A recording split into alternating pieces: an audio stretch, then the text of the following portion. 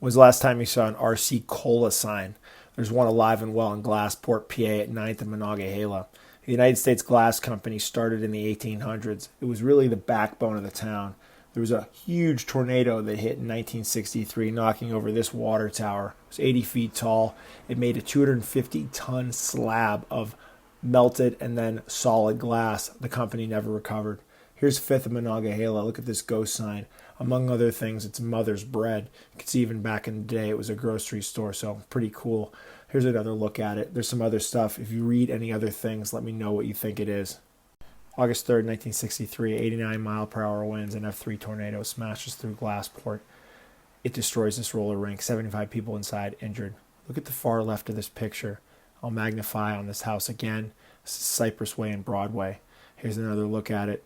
And now look back at this picture. I think it's the same house. Let me know if you think it is too. Now look at the house on the far right of this picture. I think it's the same thing.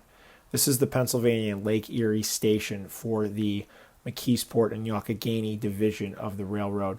That's the same railway that goes all the way to the Grand Concourse in downtown Pittsburgh. Here's another look at it. Obviously everything's grown over. It's pretty sad, but it definitely tells the tale of the town.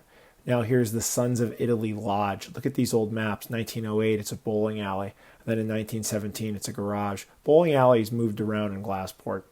Here's another look up 6th Street. The town really fell apart after the glass factory closed. This is a look at the Grand Hotel. It would have served passengers from the nearby railway station. Here's a potential path of the storm here. It confused meteorologists. That's the probable path of the tornado. You see how it slides through the Mon Valley. Now here, this is interesting. The 810 Monongahela Avenue address is where the Petrosky Hotel was. I think the owner of Twister on Mon may be having some fun and some dark humor regarding the tornado that came through there in the 60s.